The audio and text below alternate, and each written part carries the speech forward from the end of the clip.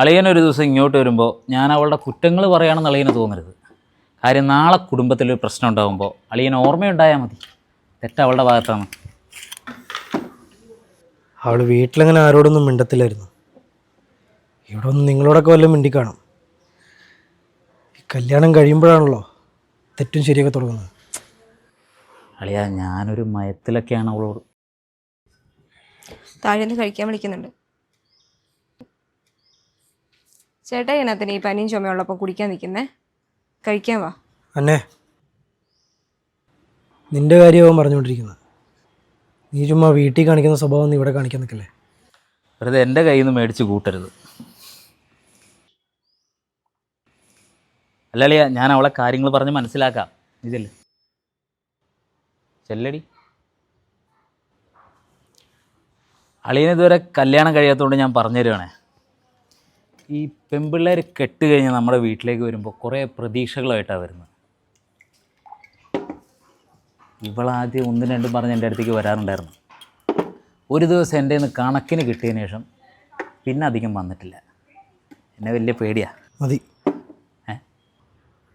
ഒഴിച്ചത് മതി. എൻ്റെ അപ്പനേക്കാ ചുണ എൻ്റെ അപ്പച്ചനാണെന്ന് എല്ലാവരും പറഞ്ഞു കേട്ടിട്ടുണ്ട്.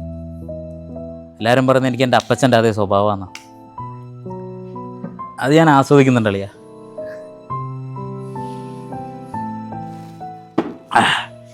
പക്ഷെ അന്നയ്ക്ക് അതൊന്നും പറഞ്ഞാൽ മനസ്സിലാകത്തില്ല നീ. അല്ല, അതെല്ലാം ഞാൻ വഴിയെ മനസ്സിലാക്കി കൊടുത്തോളാം.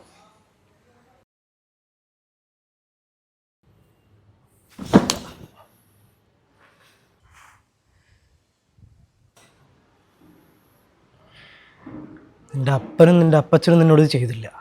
അതാണ് പ്രശ്നം.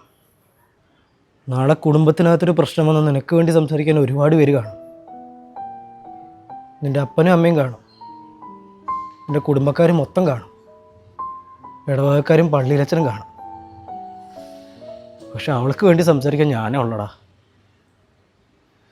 അവളെ നന്നായി വളർത്തിയെന്നും പറഞ്ഞ് ഞാൻ പുണ്യാളൊന്നും ആവുന്നില്ല. വീട്ടിൽ അപ്പച്ചനോടും അമ്മച്ചിയോടും എന്നോടും വരെ അവൾ പേടിച്ച് ഓരോ കാര്യം പറയുന്നത്. അവിടെ അവൾക്ക് സമാധാനമില്ല. എൻ്റെ വീട്ടിലെങ്കിലും അവൾക്കൊരു സമാധാനം കിട്ടട്ടടാ.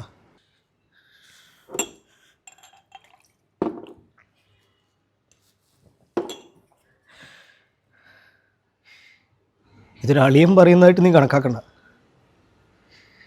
ഇത് ചേട്ടൻ പറയുന്നതായിട്ട് എടുത്താൽ മതിടാ. അളിയ, എനിക്ക് അന്നേ ഭയങ്കര ഇഷ്ടമാണ്. അത് മതി. എൻ്റെ അപ്പച്ചൻ കിടപ്പിലായപ്പോൾ നല്ല കാലത്ത് അങ്ങേർക്ക് കൈയടിച്ച് ആരും കൂടെ ഉണ്ടായില്ല. എൻ്റെ അമ്മച്ചി മാത്രമേ ഉണ്ടായില്ലടാ. നിനക്ക് എന്നെ മാത്രമേ കാണൂ.